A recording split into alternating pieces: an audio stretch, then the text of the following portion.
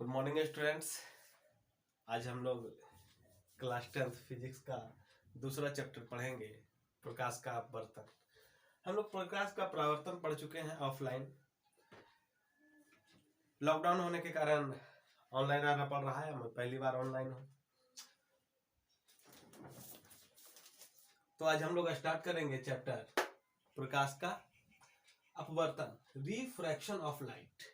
Refraction of light, reflection नहीं, reflection मतलब परावर्तन, ये रिफ्रैक्शन है, ध्यान दीजिएगा, रिफ्रैक्शन है। क्या होता है अपवर्तन? अपवर्तन क्या होता है? सबसे पहले ये जानेंगे हम लोग कि अपवर्तन क्या होता है। देखिए, हम लोग जानते हैं कि प्रकाश एक सरल रेखा में गमन करती है। अगर एक जैसा उसको माध्यम मिले, एक समांगी माध्यम मिले, तो प्रकाश कैसे गमन करती है? एक सरल रेखा में गमन करती है, ऐसे। लेकिन जब प्रकाश एक माध्यम से दूसरे माध्यम में प्रवेश करती है, ये प्रकाश की किरण मान लीजिए कहीं से आ रही थी, कोई प्रकाशीय स्रोत से, बल्ब से, सूर्य से, कहीं से आ रही थी। इस प्रकाश की किरण को ये हवा से होती हुई आ रही थी, मान लीजिए दूसरे माध्यम में इसको प्रवेश करना है, पानी में। तो क्या इसी रास्ते पर ये चली जाएगी? कायदे से जाना तो चाहिए था इसको ऐसे, लेकिन ये अपने रास्ते पर नहीं जाकर के थोड़ा मुड़ जाती है, और इसी मुड़ने की घटना को हम लोग कहते हैं प्रकाश का अपवर्तन। क्या कहते हैं? प्रकाश का अपवर्तन। ये अपवर्तन, प्रकाश का मुड़ना क्यों होता है? ये इसलिए होता है क्योंकि अलग अलग माध्यमों में प्रकाश का वेग अलग अलग होता है। जैसा कि हम लोग पढ़ चुके हैं, निर्वात में प्रकाश का वेग जो होता है वो 3 × 10⁸ मीटर पर सेकेंड होता है, लगभग इतना ही होता है, 3 × 10⁸ मीटर पर सेकेंड। पानी में प्रकाश का वेग 2.5 × 10⁸ मीटर पर सेकेंड, और कांच में प्रकाश का वेग 8 मीटर पर सेकेंड, 2 × 10⁸ मीटर पर सेकेंड होता है। अलग अलग माध्यम में हम देख रहे हैं फ्रेंड्स कि प्रकाश का वेग जो है अलग अलग है, और इसी के कारण प्रकाश जब एक माध्यम से दूसरे माध्यम में प्रवेश करती है तो वो अपने रास्ते पर नहीं जाकर थोड़ा मुड़ जाती है, और इसी घटना को प्रकाश का अपवर्तन कहते हैं। एक अपवर्तन का चित्र हम लोग बनाते हैं और देखते हैं कि उसमें किस किस चीज को क्या क्या कहा जाता है। तो एक आइडियल चित्र यहाँ पे है अपवर्तन का। ये प्रकाश की किरण आ रही है, इस किरण का नाम दे लेते हैं कुछ, मान लेते हैं ये एओ किरण है जो आ रही है। ये एक्स वाई क्या है? ये अपवर्तक सतह है, मतलब इसके ऊपर माध्यम अलग माध्यम है और इसके नीचे अलग माध्यम है। मान लीजिए ये हवा है, ये पानी है, माना जा सकता है ऐसा। हवा से पानी में प्रकाश की किरण प्रवेश कर रही है, एओ प्रकाश की किरण आई और ये सीधे नहीं जाकर के ओबी दिशा में ये मुड़ गई। जहां पर ये प्रकाश की किरण इस अपवर्तक सतह से टकराई, वहां पर हम एक अपवर्तक सतह के साथ लंब खींचते हैं, इसके साथ 90 डिग्री का एंगल बनाते हैं, और इस लंब को अविलंब नाम देते हैं। क्या नाम देते हैं? अविलंब।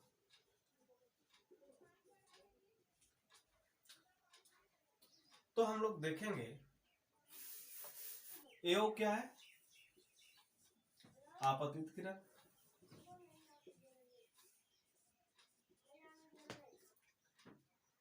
ओबी क्या हो जाएगा? प्रकाश के परावर्तन में टकरा करके जब उसी माध्यम में लौट जाती थी तो उसको कहते थे परावर्तित किरण। लेकिन यहाँ परावर्तन नहीं हो रहा है, यहाँ मुड़ जा रही है किरण, दूसरे माध्यम में प्रवेश कर जा रही है, टकरा करके वापस नहीं लौट रही है, इसलिए इसको कहते हैं अपवर्तित किरण। अपवर्तित किरण। ये बिंदु जहां पर आकर के टकराई है ये आपतित किरण दूसरे माध्यम में प्रवेश करने के लिए, इस बिंदु को आपतन बिंदु कहते हैं। क्या कहते हैं? आपतन बिंदु। ये जो एक्स वाई है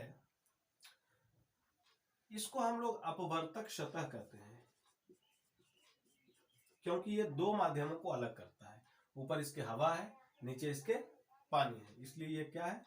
अपवर्तक सतह है।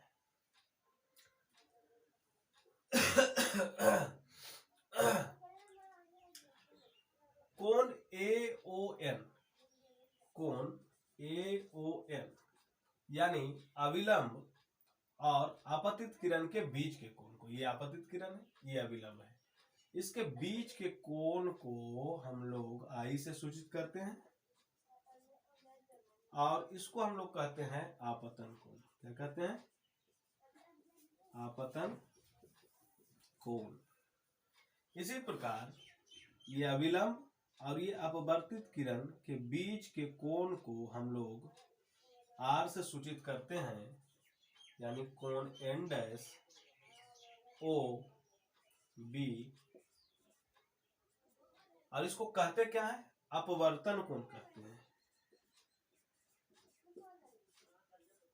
अपवर्तन कोण कहते हैं। देखिए प्रकाश, जब ये प्रकाश की किरण आ रही थी तो जाना चाहिए था इसको इस दिशा में, लेकिन ये थोड़ा मुड़ गई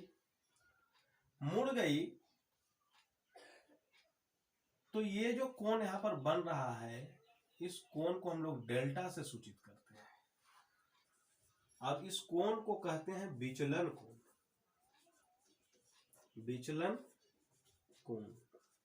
अब देखेंगे विचलन कोण बराबर क्या होता है। ऐसा कंडीशन था, यहां से प्रकाश की किरण आ रही थी, जाना चाहिए था इधर, लेकिन थोड़ा इधर मुड़ गई।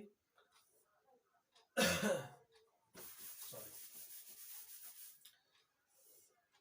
प्रकाश की किरण ऐसे आ रही थी, जाना चाहिए था इसको इधर, इसी दिशा में, लेकिन ये थोड़ा मुड़ जाती है। यहां पर हम लोग अविलंब खींचते हैं,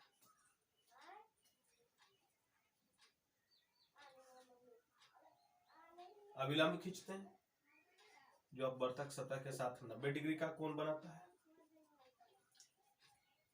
तो कोण ये जितना होगा I, उतना ये कोण भी होगा, शीर्षाभिमुख कोण।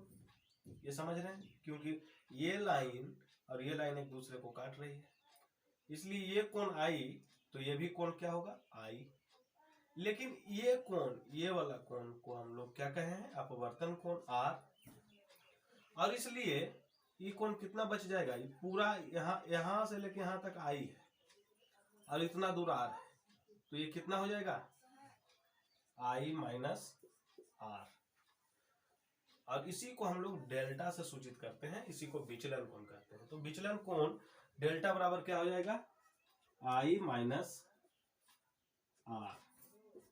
आपतन कोण माइनस अपवर्तन कोण, इसको हम लोग कहते हैं विचलन कोण।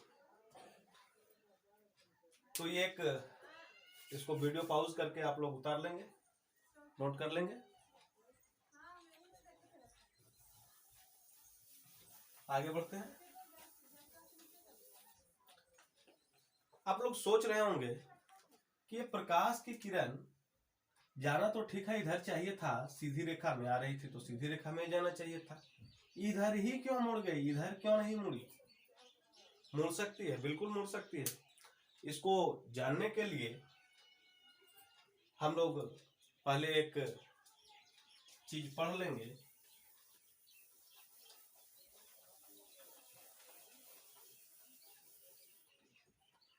हम लोग उसको समझने के लिए पहले पढ़ लेंगे सघन माध्यम और विरल माध्यम। देखिए सघन माध्यम और विरल माध्यम क्या होता है? सघन माध्यम क्या होता है? विरल माध्यम। सघन माध्यम को अंग्रेजी में डेंसर और विरल माध्यम को रेयरर मीडियम कहते हैं। तो डेंसर एंड रेयरर मीडियम हो जाएगा। अंग्रेजी। देखिए, जिस तरह से इस पेन को हम बड़ा या छोटा नहीं कर सकते हैं जब तक कि इसका दूसरा पेन से तुलना नहीं किया जाए। जैसे इसके सामने एक फुट का कलम आ जाए तो ये पेन क्या हो जाएगा, छोटा हो जाएगा। इसके सामने एक इतना बड़ा पेन आ जाए तो ये पेन क्या हो जाएगा, बड़ा हो जाएगा। उसी तरह से सघन माध्यम और विरल माध्यम है, ये भी तुलनात्मक रूप से ही कहा जाता है। जैसे समझिए, दो माध्यम है, यहाँ पर ऊपर माध्यम ए है, नीचे माध्यम बी है। इस माध्यम में प्रकाश का वेग इस माध्यम के तुलना में अधिक है। जैसे यहाँ पर मान लेते हैं हवा है, हवा में प्रकाश का वेग कितना होता है, 3 × 10⁸ मीटर पर सेकेंड। यहाँ पर कांच है, कांच में प्रकाश का वेग कितना होता है, 2 × 10⁸ मीटर पर सेकेंड। तो हम देख रहे हैं कि हवा में प्रकाश का वेग कांच की तुलना में ज्यादा है, तो हवा को हम विरल माध्यम कहेंगे कांच की तुलना में। हवा को क्या कहेंगे, विरल माध्यम। विरल, विरल मतलब छिछला, कम घना, विरल। तो कांच की तुलना में हवा को क्या कहेंगे, विरल माध्यम कहेंगे, क्योंकि इसमें प्रकाश का वेग क्या है, ज्यादा है। ठीक उसी प्रकार कांच को क्या कहेंगे हवा की तुलना में, सघन माध्यम कहेंगे। क्यों कहेंगे, क्योंकि इसमें प्रकाश का वेग कम है। तो जिस माध्यम में प्रकाश का वेग कम होता है वह अपेक्षाकृत सघन माध्यम, और जिस माध्यम में प्रकाश का वेग अधिक होता है वो अपेक्षाकृत विरल माध्यम कहलाता है। हम लोग इसको नोट कर लेंगे जरा सा। यदि माध्यम ए में प्रकाश की चाल माध्यम बी की तुलना में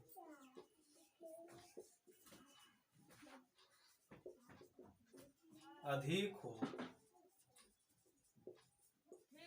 तो माध्यम ए को बी की तुलना में या बी की अपेक्षा विरल माध्यम तथा हाँ, तो बता रहे थे कि यदि माध्यम ए में प्रकाश की चाल माध्यम बी की तुलना में अधिक हो तो माध्यम ए को बी की अपेक्षा विरल माध्यम तथा माध्यम बी को ए की अपेक्षा सघन माध्यम कहते हैं। इसको नोट कर लेंगे आप लोग, यहाँ पर बना लेंगे कि माध्यम ए है, ये माध्यम बी है। अगर माध्यम ए में प्रकाश की चाल जो है बी की तुलना में ज्यादा है, बी की तुलना में ज्यादा है, तो ये विरल हो जाएगा और ये क्या हो जाएगा, सघन हो जाएगा, क्योंकि इसमें प्रकाश की वेग क्या थी, कम थी। इसकी तुलना में इसको हम विरल कहेंगे और इसकी तुलना में इसको हम सघन माध्यम कहेंगे। चलिए इसको नोट कर लेंगे, आगे बढ़ते हैं। तो क्या होता है,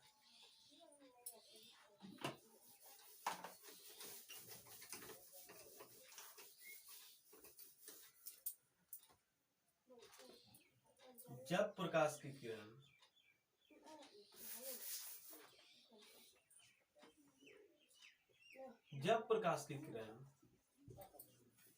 विरल माध्यम से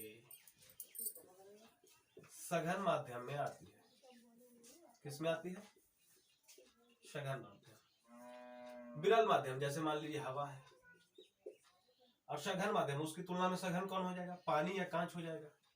मान लीजिए पानी या कांच में आ रही है तो उसकी तुलना में, तो हवा की तुलना में पानी या कांच क्या है, सघन माध्यम है।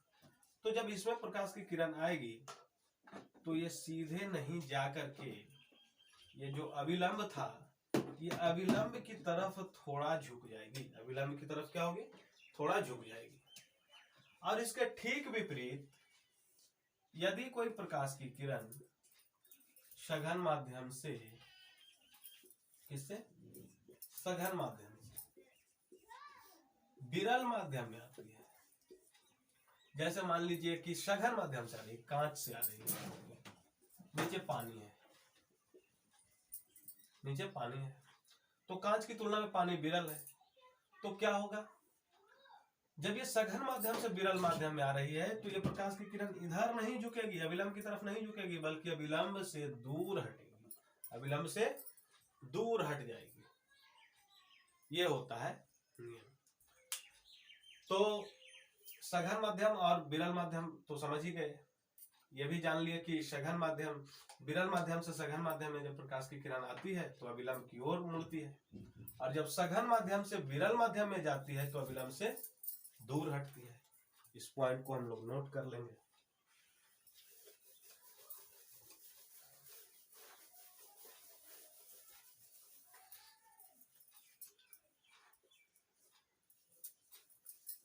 जब प्रकाश की किरण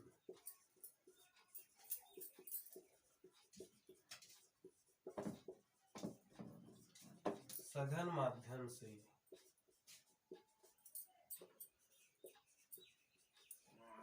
विरल माध्यम में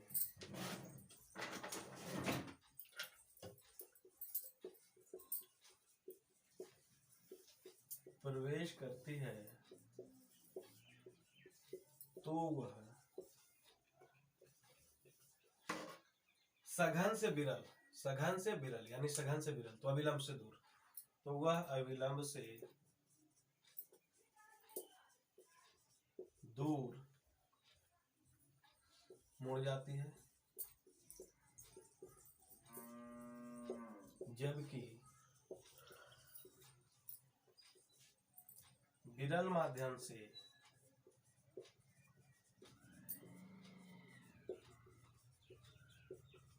सघन माध्यम में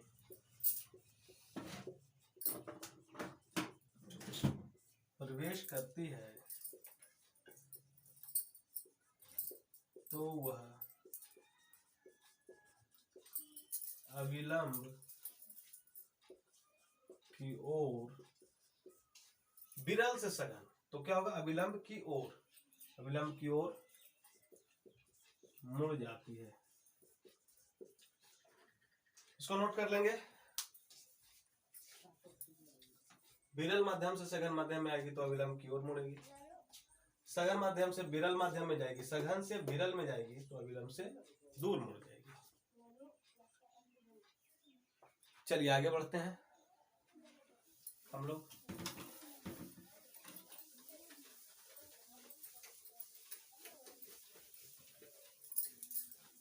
कितना मिनट हुआ है देखो, 18 मिनट 57 सेकेंड 58 59। नेक्स्ट टॉपिक है हम लोग को जानना अपवर्तन के नियम, प्रकाश के अपवर्तन के नियम, कि अपवर्तन ये जो होता है उसके कुछ नियम होते हैं। प्रकाश के अपवर्तन के नियम, laws of refraction of light, laws of refraction of light, प्रकाश के अपवर्तन के नियम। तो प्रकाश के अपवर्तन के दो नियम होते हैं। कितने नियम होते हैं? प्रकाश के अपवर्तन के दो नियम। पहला नियम यह है कि ये जो आपतित किरण होती है और ये जो अपवर्तित किरण होती है, अपवर्तित मतलब जो किरण, ये जो अपवर्तक सतह है उससे जो मुड़ गई किरण उसको अपवर्तित किरण कहते हैं। और ये जो आपतन बिंदु पर अविलंब होता है, ये तीनों एक ही तल में होते हैं, ये तीनों एक ही तल में होते हैं। कौन कौन? आपतित किरण, अपवर्तित किरण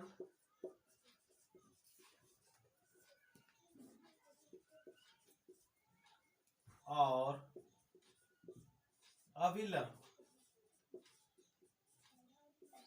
अविलंब ये आपतित किरण, चलिए इसका नाम दे देते हैं। एओ आपतित किरण, ओ भी अपवर्तित किरण, और एन डैश ये जो अविलंब है ये तीनों एक ही तल में होते हैं। अविलंब तीनों एक ही तल में होते हैं। एक ही तल में होने का क्या अर्थ है? एक ही तल में होने का ये अर्थ है कि जैसे ये जो व्हाइट बोर्ड देख रहे हैं आप, इसको अगर एकदम इन्फिनाइटली रूप से चारों तरफ बढ़ा दिया जाए, अनंत रूप से बढ़ा दिया जाए इसकी लंबाई को, तो कल्पना कीजिए क्या होगा। ये एक तल का निर्माण करेगा, ये एक तल का निर्माण करेगा, और इसी तल में प्रकाश की किरण आ रही थी, टकरा कर दूसरे माध्यम में जब प्रवेश की तो इस दिशा में चली गई। ऐसा नहीं हुआ कि इधर से आई और इस दिशा में ऐसे निकल गई। इस दिशा में ऐसे आती, इधर निकल जाती, इधर निकल जाती, तो वो अलग तल हो जाता है। तो प्रकाश के अपवर्तन का वो नियम का उल्लंघन हो जाता है, वैसे अपवर्तन नहीं होता है। जिस दिशा से प्रकाश की, जिस तल में प्रकाश की किरण आती है उसी तल में अपवर्तित भी होती है, और उसी तल में ये अविलंब भी रहता है। तो प्रकाश का अपवर्तन का पहला नियम क्या है भाई? आपतित किरण, अपवर्तित किरण और अविलंब तीनों एक ही तल में होते हैं। आगे हम लोग पढ़ेंगे दूसरा नियम। दूसरा नियम क्या है प्रकाश के अपवर्तन का? दूसरा नियम यह कहता है कि किसी विशेष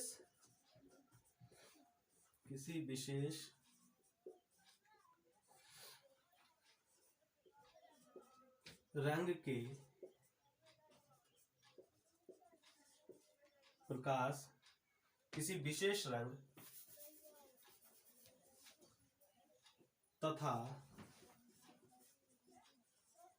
निश्चित माध्यमों के युग्म के लिए, किसी विशेष रंग तथा निश्चित माध्यमों के युग्म के लिए, किसी विशेष रंग तथा निश्चित माध्यमों के युग्म के प्रकाश के लिए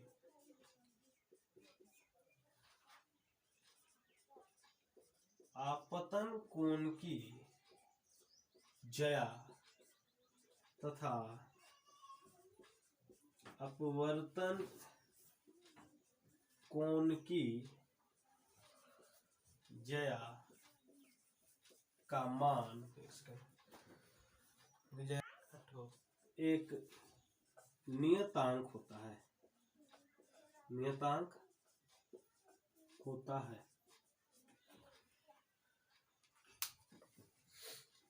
हाँ, तो दूसरा नियम यह कहता है कि किसी विशेष रंग तथा निश्चित माध्यमों के युग्म के प्रकाश के लिए, किसी विशेष रंग का प्रकाश।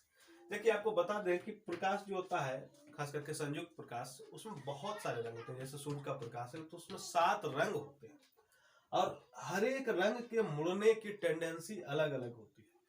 जैसे मान लीजिए हवा से प्रकाश की किरण आ रही थी, उसको पानी में जाना था। संयुक्त प्रकाश आ रहा है, सूर्य का प्रकाश, तो उसमें 7 रंग है। 7 रंग एक समान नहीं मुड़ते हैं, बल्कि अलग अलग ढंग से मुड़ते हैं। कोई और नजदीक आ सकता है, कोई एकदम सट सकता है, कोई कम मुड़ सकता है, कोई नहीं के बराबर मुड़ता है। हर एक रंग के मुड़ने की टेंडेंसी अलग अलग होती है। हम लोग अगले चैप्टर में पढ़ेंगे कि संयुक्त प्रकाश के बारे में, कि 7 रंगों से मिलकर के बना होता है प्रकाश।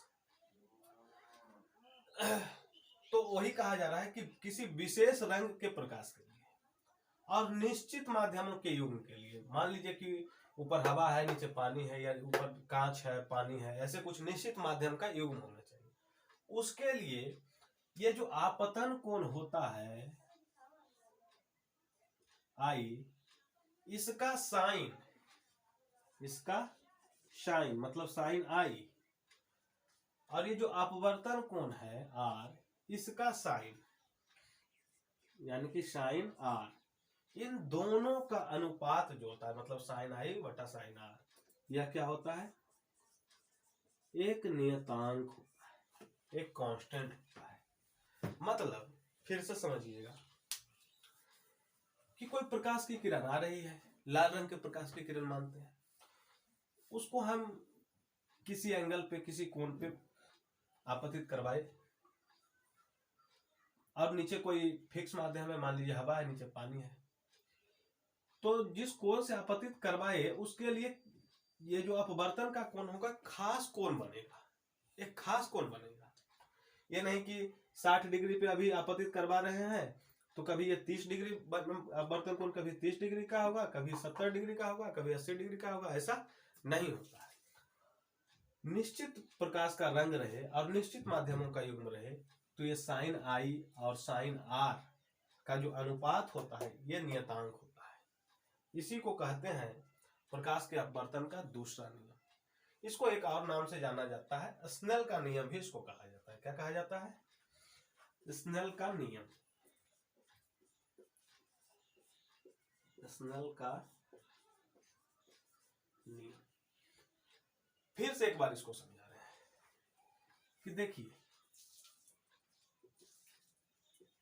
साइन आई है, ये साइन आर है, मतलब आपतन कोण के किसी खास मान के लिए अपवर्तन कोण का खास मान होता है।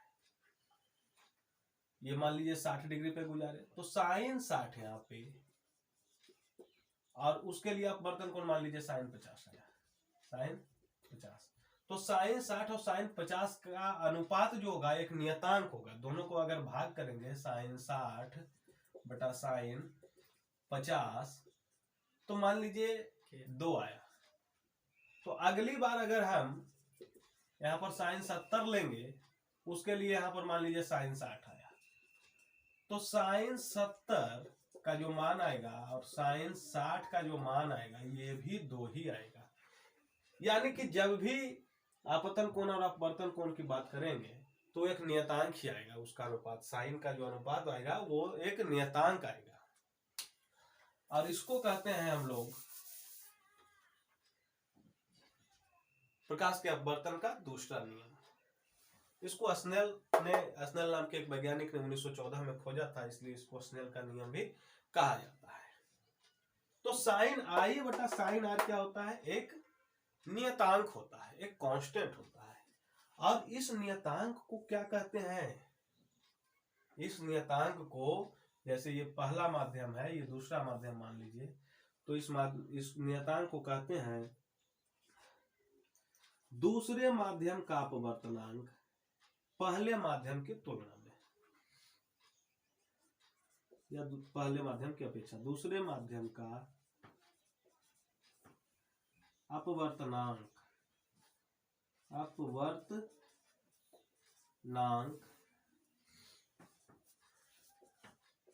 पहले माध्यम के सापेक्ष, पहले माध्यम के सापेक्ष, आ रहा है क्लियर? पहले माध्यम के सापेक्ष।